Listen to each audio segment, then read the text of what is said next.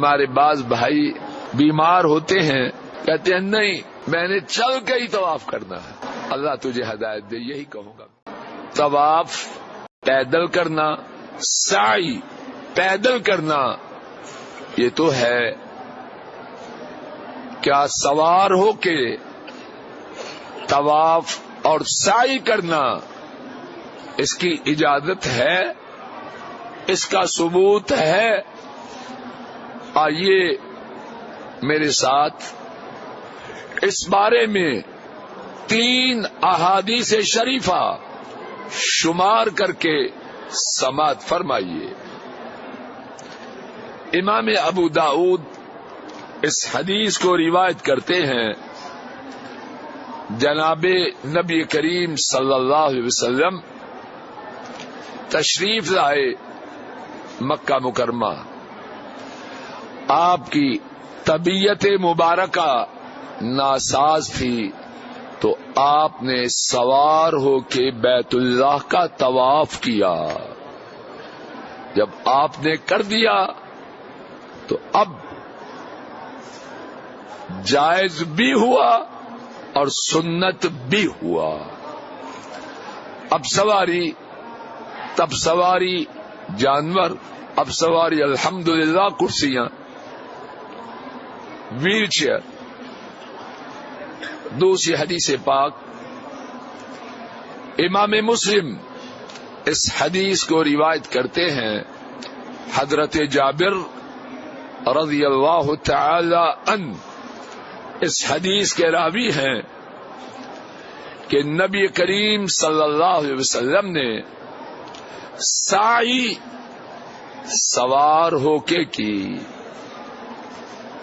اور آپ کے سوار ہو کے سعی کرنے کی حضرت جابر رضی اللہ تعالی عنہ نے 3 حکمتیں بیان کی ہیں. نمبر 1، لِيَرَاهُ النَّاسُ، تاکہ آپ سعی کریں اور لوگ آپ کو سعی کرتے ہوئے دیکھ لیں. اللہ اکبر. ہمارے نبی پاک صلی اللہ علیہ وسلم کون ہیں؟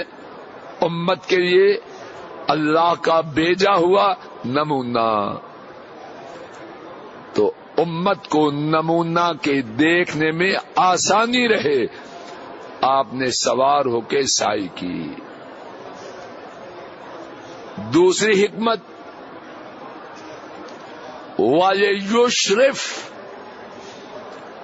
آپ نمونہ بھی ہیں، امام حاکم سربراہ بھی ہیں، تاکہ آپ حاجیوں کے سعی کرنے کی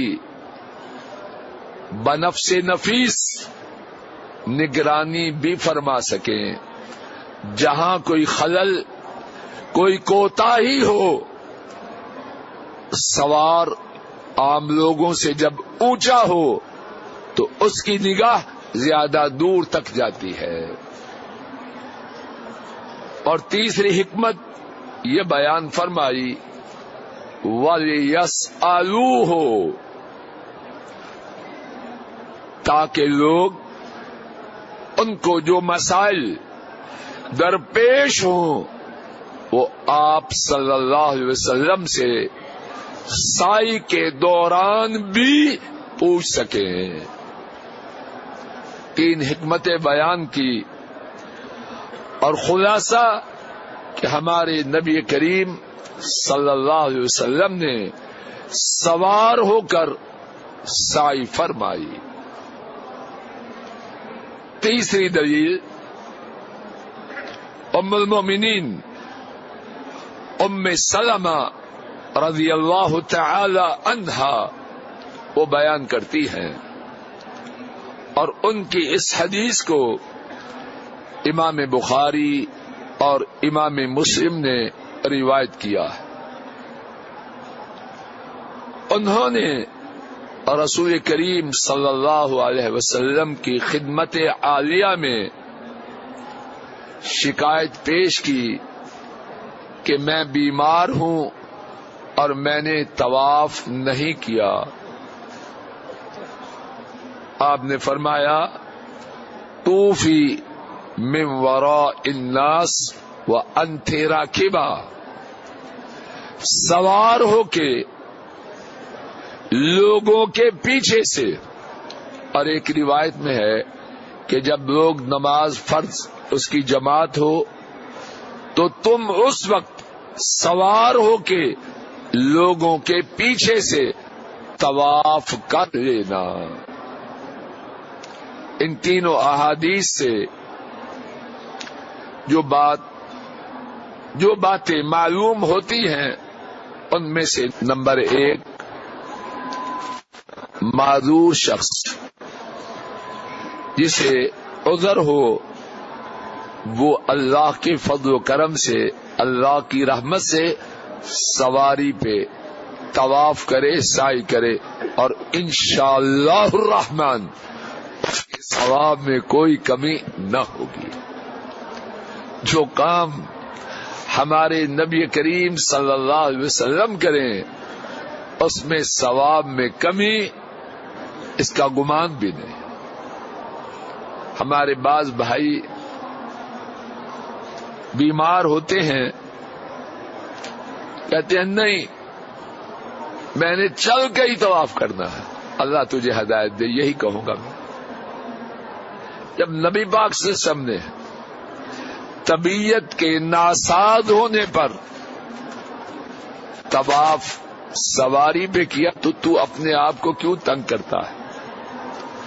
اور میں تھوڑا سا مذاق اور حقیقت بھی، ہمارے اس قسم کے بابے ہیں اپنے ساتھیوں کو بہت تنگ کرتے ہیں. اب طواف تو کر لیا بابا جی نے، بیماری کے باوجود چل کے، اب سارا دن ان کو کون سنبھالے؟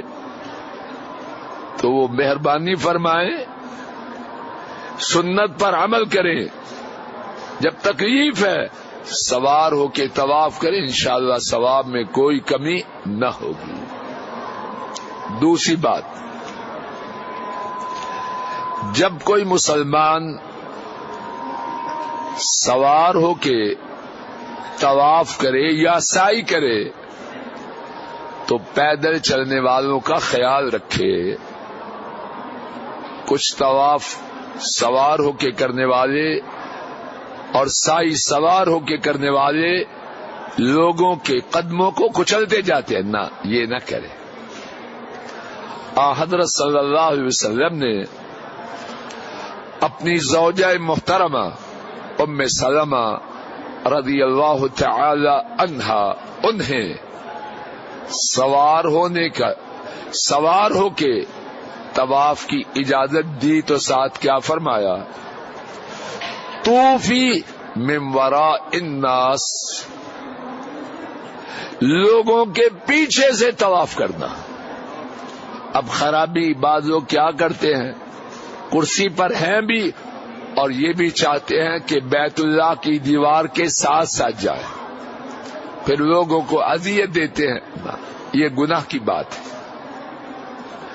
سواری پر سوار ہونے کی اجازت سنت سے ثابت، لیکن لوگوں کو تکلیف دینا یہ حرام ہے. تیسری بات، ایک شخص اچھا بھلا ہے، کیا وہ بھی سوار ہو کے طواف کرے یا سعی کرے؟ اگر مقصود یہ ہو کہ کسی گروپ کے ساتھ ہے اور لوگ اسے دیکھ کے طواف اور سعی کا سنت طریقہ سیکھیں گے تو یہ الگ بات ہے، وگرنہ صحیح آدمی، تندرست آدمی، اس کے لیے بات بہتر یہی ہے کہ وہ پیدل طواف کرے اور سعی کرے.